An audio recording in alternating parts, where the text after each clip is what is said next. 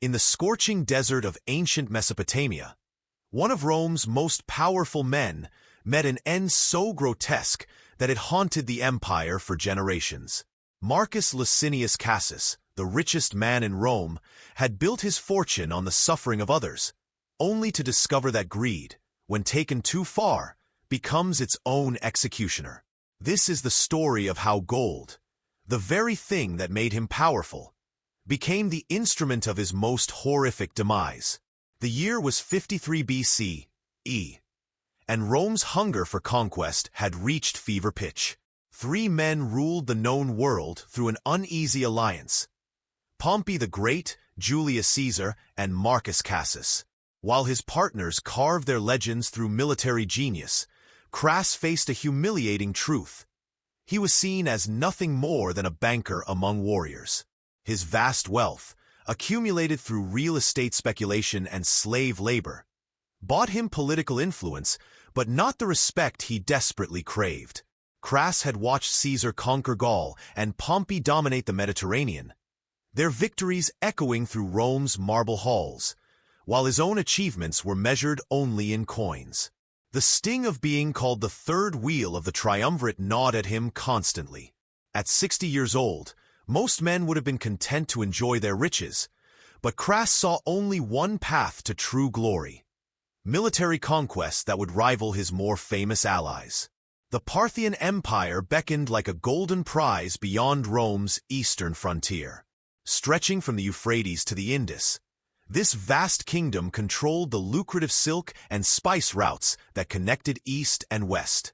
Crass convinced himself that conquering Parthia would not only bring military glory, but also unimaginable wealth, enough gold and silver to make even his fortune seem modest. The Senate, suspicious of his ambitions, refused to grant him the traditional declaration of war. But Cassus pressed forward regardless. In 55 BC.E., Crassus arrived in Syria as governor, immediately beginning preparations for his grand invasion. He ignored the warnings of local commanders who understood Parthian military tactics, dismissing their concerns as cowardice. The desert kingdoms had always fallen to Roman discipline and engineering. Why should Parthia be different? His confidence was bolstered by intelligence reports suggesting internal strife within the Parthian court, making them appear vulnerable to a decisive Roman strike. Cassus assembled a massive force, 7 legions totaling nearly 40,000 men, supported by 4,000 cavalry and an equal number of light infantry. The army represented one of the largest expeditionary forces Rome had ever assembled for Eastern conquest. Among his officers was his beloved son, Publius, a proven warrior who had served with distinction under Caesar in Gaul. The presence of his heir gave Cassus additional motivation. This campaign would establish a dynasty of military glory. The invasion began in spring of 53 BC.E., with Roman forces crossing the Euphrates at Zugma. Initial progress seemed to validate Cassus' confidence. Local settlements either surrendered without resistance or fell quickly to Roman siegecraft. The flat Mesopotamian terrain appeared ideal for Roman heavy infantry tactics, and early intelligence suggested that King Herod II of Parthia was distracted by internal rebellions, leaving the frontier lightly defended. However, Cassus' early success was actually part of a carefully orchestrated Parthian strategy. General Serena, the young commander of Parthian forces, was deliberately drawing the Romans deeper into the desert, away from their supply lines and into terrain that favored Parthian cavalry over Roman infantry. The few skirmishes that occurred were tactical retreats designed to give Cassus false confidence while exhausting his army through forced marches in brutal heat. As the Roman army pushed deeper into Mesopotamian desert, the true nature of their enemy began to reveal itself. The Parthians were not the disorganized barbarians that Roman propaganda portrayed, but a sophisticated military power with centuries of experience fighting in their homeland's harsh conditions. Their army was built around mobility and ranged combat, heavy cavalry known as cataphracts for shock attacks, and lighter horse archers who could strike from impossible distances while remaining beyond Roman reach. Syria's strategy exploited every weakness in Roman military doctrine. Where Romans relied on close formation fighting and engineering, Parthians emphasized speed and flexibility. Where Romans expected set-piece battles with clear objectives, Parthians preferred harassment and attrition. Most critically, where Romans assumed their enemies would eventually engage in decisive combat, Parthians were content to avoid direct confrontation while slowly bleeding their opponents dry through constant skirmishing. The psychological warfare was equally sophisticated. Parthian scouts would appear on distant ridges, just visible enough to keep Roman soldiers constantly on edge, then vanish before any pursuit could be organized. Supply convoys came under attack from invisible enemies who struck without warning and disappeared into the vastness of the desert. Sleep became a luxury as sentries reported strange sounds and movements throughout the night, leaving the entire army exhausted and paranoid. Crassus began to realize that traditional Roman tactics were proving inadequate against this new type of warfare.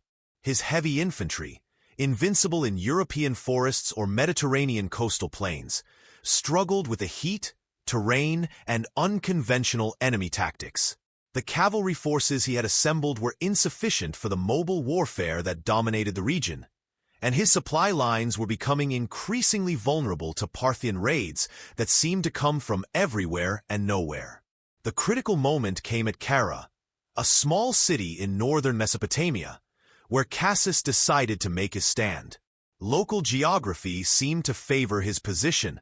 Hills provided defensive positions for his infantry, while the presence of a water source would solve his supply problems. Intelligence reports suggested that Syria's main force was approaching, offering the decisive battle that Crassus believed would vindicate his entire campaign and demonstrate Roman superiority once and for all. The Battle of Carrhae began at dawn on June 9, 53 BC. Roman forces were arranged in their traditional formation. Heavy infantry in the center, cavalry on the wings, and light troops screening the main force. Crassus positioned himself with the center, while his son Publius commanded the right-wing cavalry.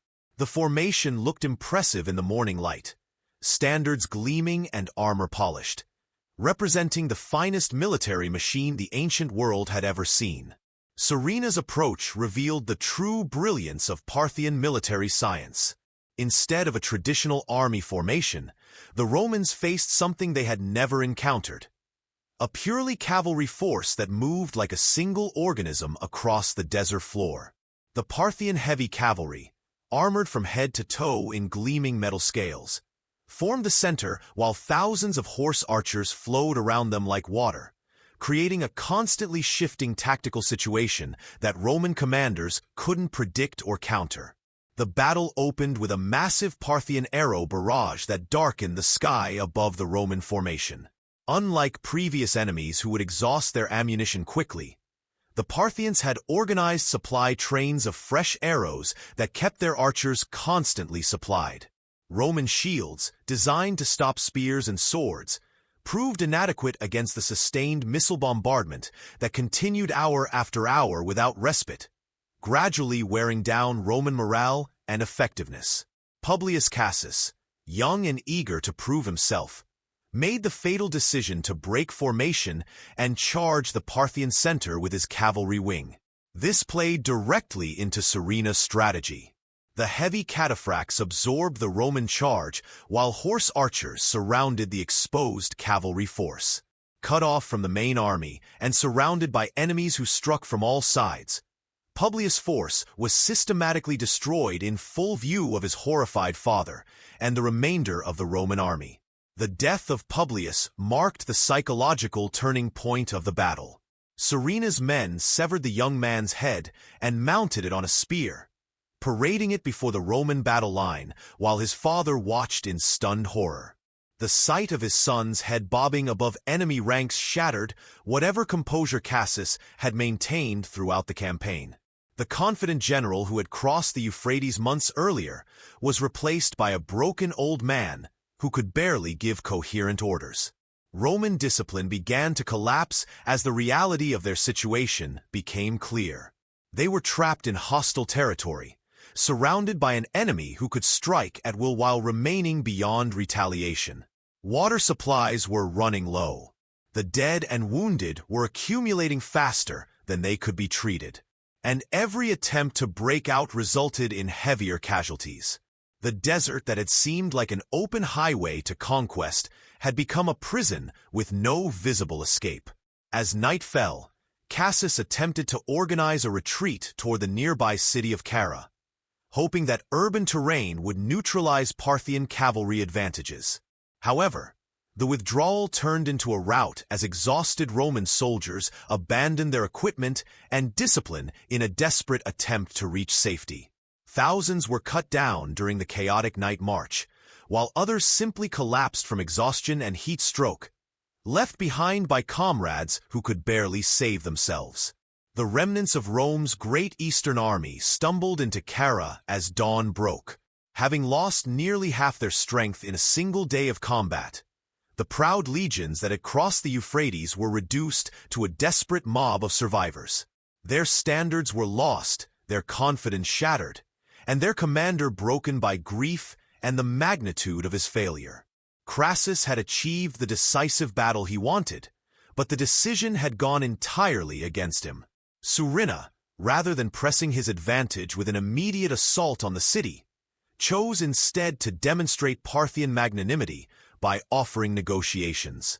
He sent envoys under flags of truce, proposing a meeting between commanders to discuss terms for Roman withdrawal.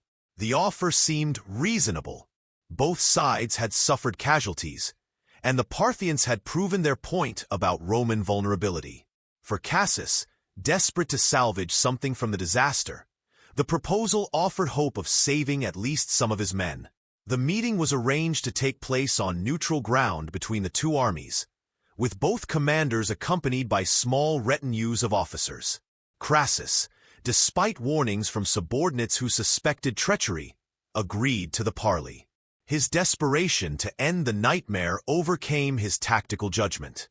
He needed to believe that some honorable solution was possible, that his great gamble hadn't resulted in complete catastrophe for Rome and personal ruin for himself.